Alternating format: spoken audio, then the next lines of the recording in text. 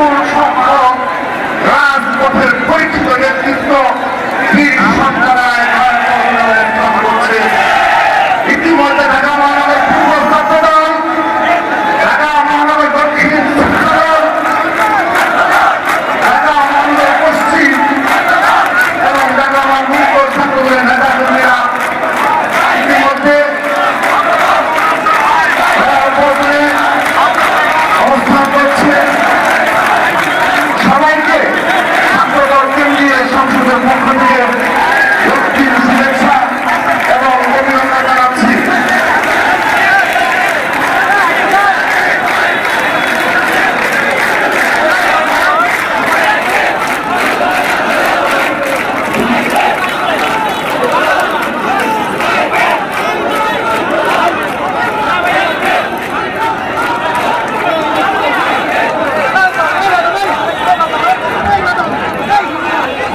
সংগ্রামী ছাত্রদলের নেতৃবৃন্দ, ছাত্রদলের প্রিয় ভাইয়েরা, আমরা গতকালে জায়গা নির্ধারণ করে দিয়েছি।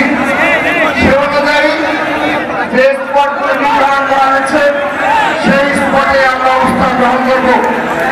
যার যার ইউনিটের নির্ধারিত জায়গায় আপনারা আপনাদের নেতাকর্মীদের নিয়ে অবস্থান করবেন।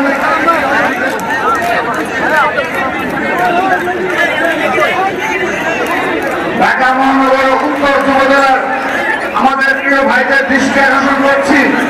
ঢাকা মহানগর উত্তর যুবদলের প্রিয় ভাইদের দৃষ্টি আকর্ষণ করছি। ছাত্র দলের নির্ধারিত জায়গায় পার্টি থেকে যে জায়গা নির্ধারণ করে দেওয়া হয়েছে সেই জায়গায় ঢাকা মহানগর যুব উত্তর যুবদলের কোনো ব্যানার থাকবে না। দয়া করে ব্যানারগুলো নামিয়ে ফেলার জন্য আপনাদের আবারও অনুরোধ জানাচ্ছি। গতকাল রাতে আপনাদের অনুরোধ জানানো হয়েছে, আবারও অনুরোধ জানাচ্ছি। ঢাকা মহানগর উত্তর যুবদলের প্রিয় ভাইরা, ছাত্র দলের নির্ধারিত জায়গায় আপনাদের কোনো ব্যানার থাকতে পারবে না। এটি পার্টির সুস্পষ্ট নির্দেশনা। আপনাদের কর্মসূচি শুরুতে অনুরোধ জানাচ্ছি আপনারা সেই ব্যানারগুলো নামিয়ে আপনাদের নির্ধারিত জায়গায় সেই ব্যানারগুলো লাগিয়ে দেবেন।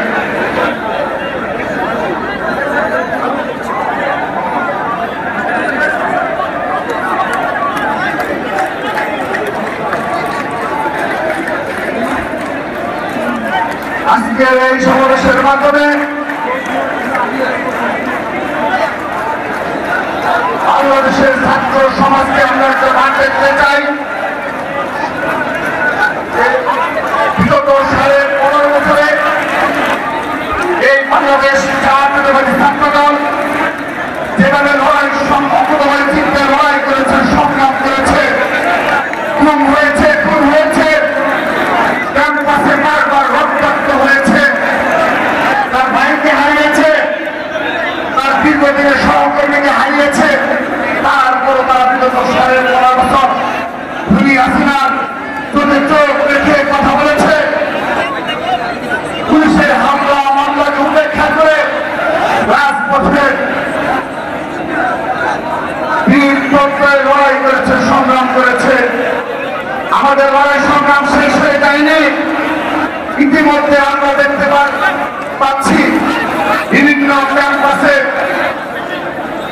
গুপ্ত বাহিনী, ষড়যন্ত্রকারীরা আবারও তাদের যে